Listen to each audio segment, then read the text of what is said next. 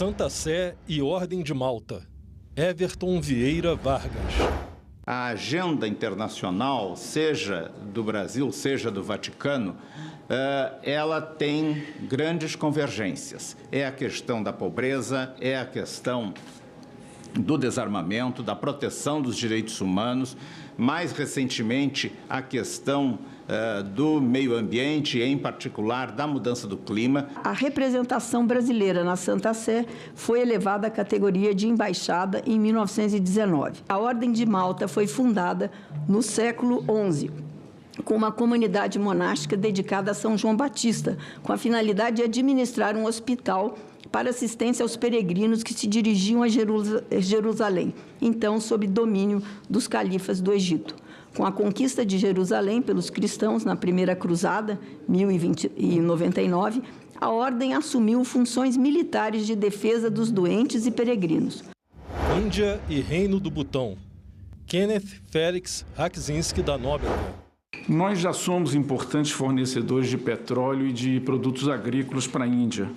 A Índia já é o nosso quinto maior parceiro comercial. Os investimentos das empresas indianas já atingem, segundo estimativas conservadoras, 2 bilhões de dólares.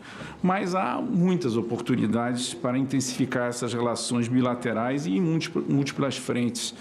A economia indiana já é a terceira maior do mundo, pelo critério de paridade do poder de compra.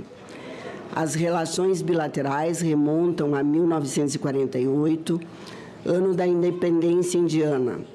Completam, portanto, 75 anos em 2023.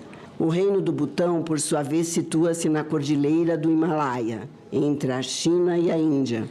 Consolidou-se como Estado independente em 1616. Cuba.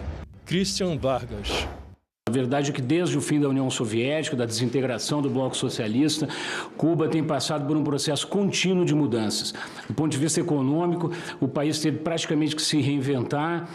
O próprio governo passou a chamar isso de atualização do modelo cubano. Diante desse quadro, presidente, a orientação que deu o presidente da República é no sentido de se trabalhar pela normalização das relações entre o Brasil e Cuba, voltando a desenvolver o pleno potencial da cooperação, do comércio, dos investimentos e dos intercâmbios de toda a ordem. O cenário recente impactou o comércio bilateral, que passou de 620 milhões de dólares em 2012 para 182 milhões de dólares em 2021. Contudo, o ano passado registrou um incremento de 60,3% nos valores transacionados, superávit comercial amplamente favorável ao Brasil.